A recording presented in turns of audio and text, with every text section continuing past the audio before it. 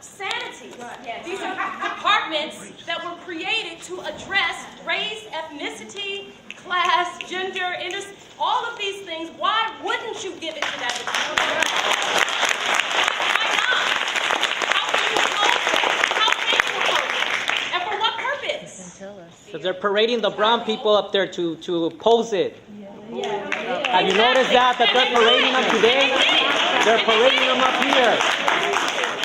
So brown people do not have minds of their own? No. Do we brown people We listened to you last week and the week before without interruption. We now ask you to listen to the senators or the people that yield to this. We keep hearing the same story. Same courtesy we extended to you. Would you please yield to this? Just say I'm not for the motion. Just sit down. Nothing. Say the same thing over.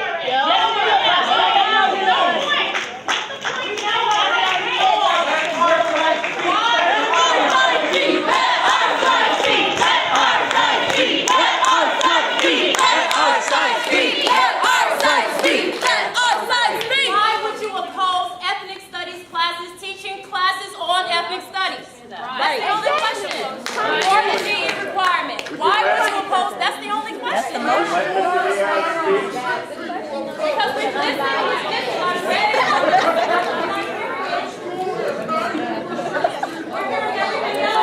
why would you oppose the ethnic studies classes, teaching classes on race? Divide and conquer. That's what you just said. So if you're not for the motion, sit down and don't speak. Just say you ain't for the motion and sit down. Because we know the argument. Y'all can be saying the same thing. I'm not for the motion, but I'm not against that. Sit down. Like that, y'all irking my nerves. Sit down. Okay, let me address your very first question. You asked a legitimate question that predominantly most of the Chicano faculty in this campus, especially for Chicano and Chicano studies, ask ourselves. This is a fundamental question. My critique is why has it that I'm just addressing it. I want to hear. Address all of us. Why has almost 90% of the Chicano and minority faculty not had the chance to have negotiations or involvement with this motion when That's a lie. In We other words, reached out to every that's single a lie. That's a lie. We were not. You're a liar, David. You're a liar and a bully. You're a bully. You're a bully, David. You know it. You're a bully and you know it. You're a bully. That's a lie. Okay, the other thing, let me go to the next thing. We were not involved in the discussions. Number two, the idea. We've been talking to Chicano since last January. They refuse to talk to us.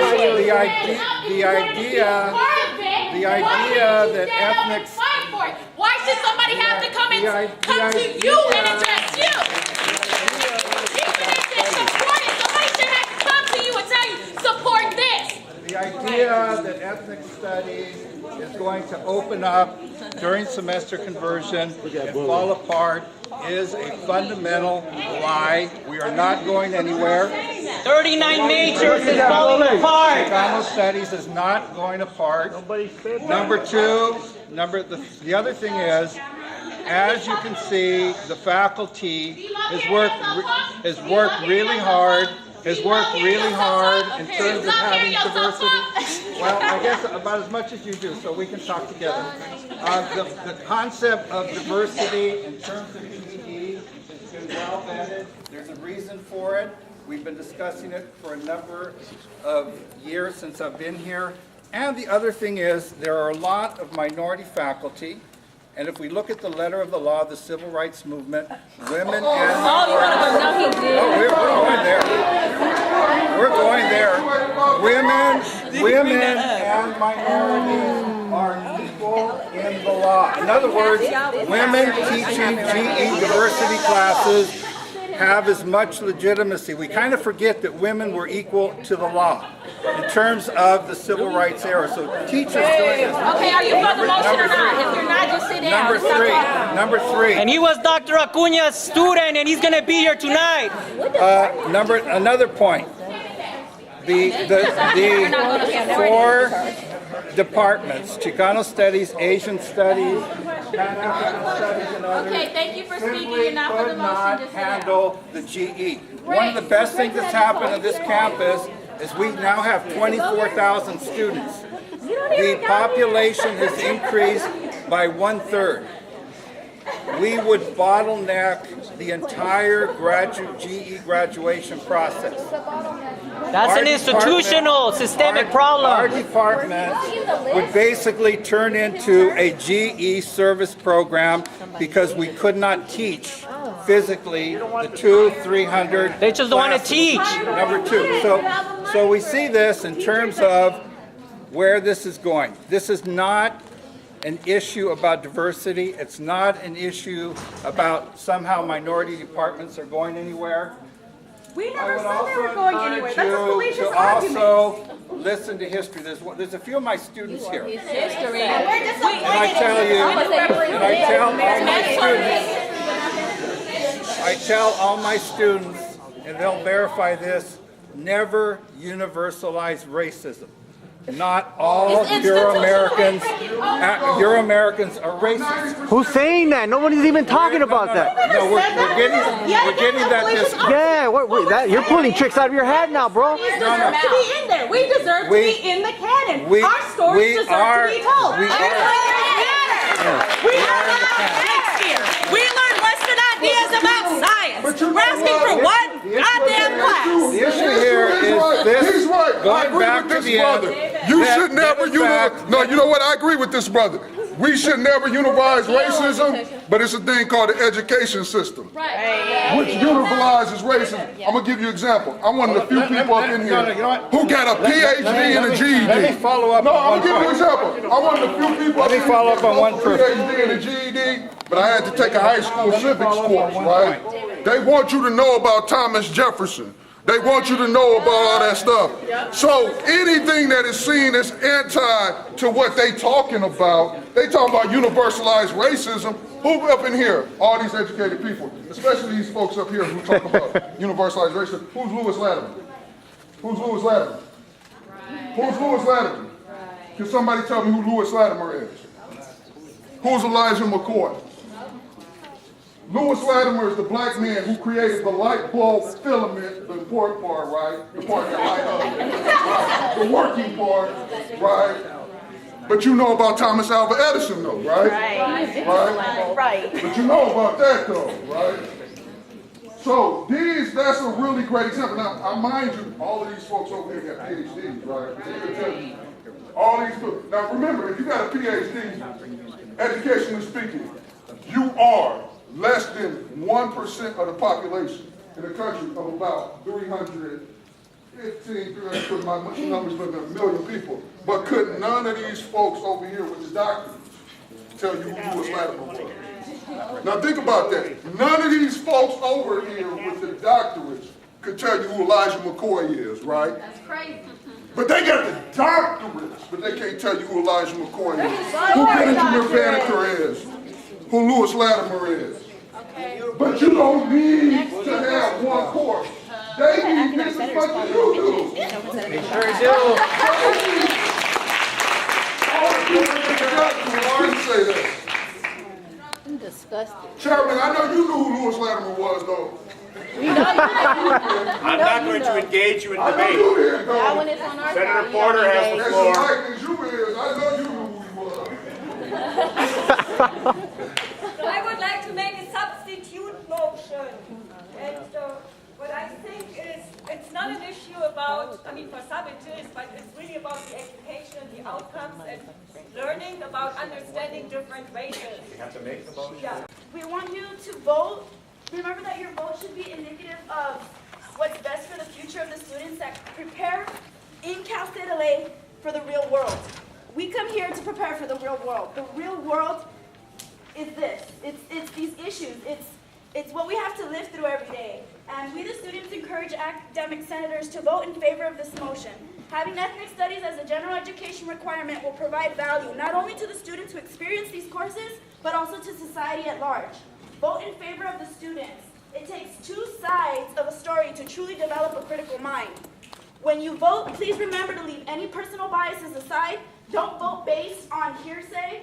Don't vote based on what your colleague wants you to vote on, because for whatever reason, just remember you're voting for the students, you're voting for education, and we the students say that this is what we need. Yes. This is what we want, and the opportunity is in your hands to shape our history, to shape what we want, and we're telling you that this is what we want. We thank you.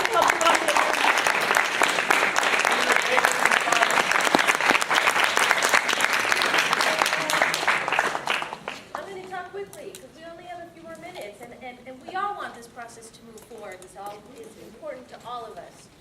First, I want to thank all my colleagues, those with whom I disagree, those with whom I agree, for speaking out. This is the first time in 12 years I've seen a real debate about education on this campus. I'm so thankful we're finally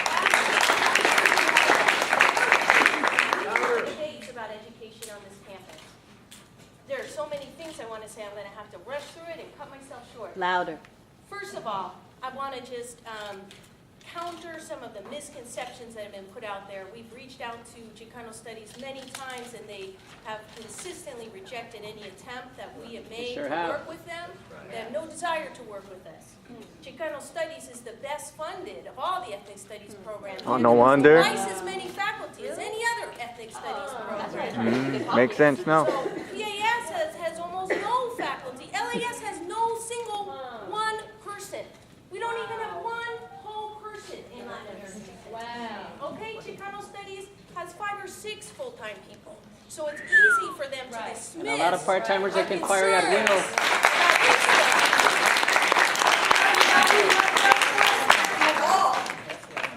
Second of all, we have less voice than anyone here. I'm sorry, but I've been so frustrated with that. Tell us about Chicano Studies. This academic senate, there should be. Almost every other CSU academic senate has part-time faculty represented. That's another change we're going to work on in this senate.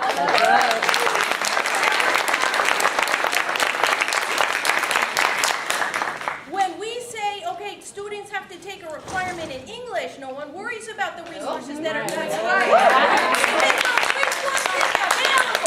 When we talk about requirements in ethnic studies, people are worried about the resources. Oh no, we can't. They're worried about teaching. That's so scary. We don't want to take resources away from other programs. That's right.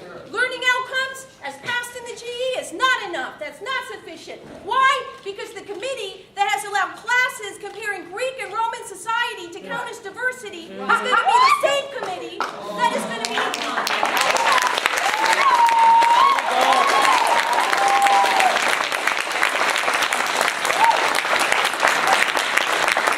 That way they can teach 18th, 19th century European thought. 12 years, GE has not been revised. There's never been an opening, and it's this committee that has presided over it. So now all of a sudden, we're told to trust them and trust that they're going to manage the student learning outcomes fine without that leadership. Free choice. First of all, I dislike the metaphor of free choice in education, because this is not a marketplace. Education is not about consumers. Education is about students. Our GE has some choice in it, but it's not about free choice. We tell students all the time, you need to take this class, and this class. So we can tell them they also need to take an ethnic studies class.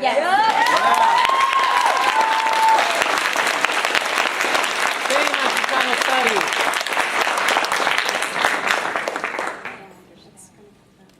It's not enough to say that students can take a diversity class, they don't have to take an ethnic studies class. Because obviously everyone in this room feels that they're an expert in race and ethnicity and should be able to teach those classes.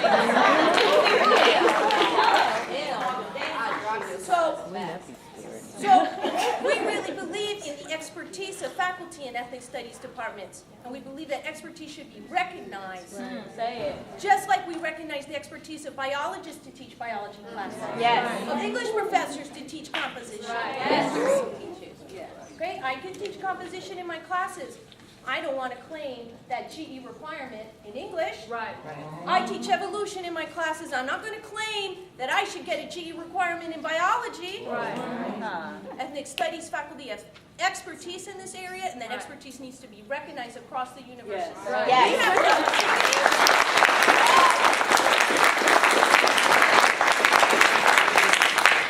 an opportunity to set a new course in education for this university and to set an example for California, for the country, and for the world, that we value these values at our university. We value them so much that we want to require students take a class from the Ethnic Studies Department, classes about race and ethnicity, classes about racism.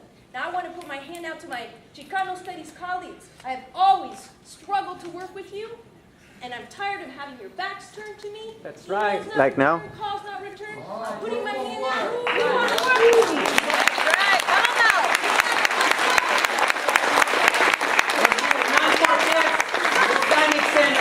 We need to work together and move forward together. And that means not holding grudges about things in the past. People that you are comfortable with and disagree with. There's only one way forward, and it's together. I don't believe I've earned a degree in business until I've learned about imperialism. I deserve a degree in political science until I've learned about everything here about this beautiful struggle. Because at the end of this day, all these people in the support are about our future. You have to realize it's not about us. I'm going to graduate and do my own thing. These are about the future students. I love taking Chicano classes, but it's not me the one I'm worried about. It's the ones that don't want to take these classes.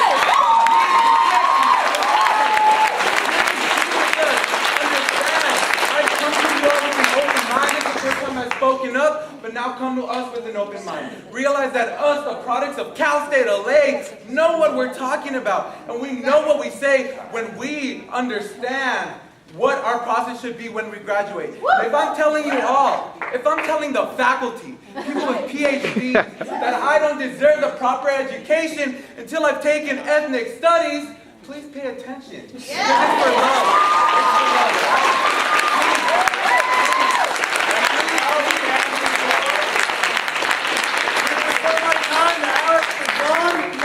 Studies undergrad. Hi, everybody. Don't worry,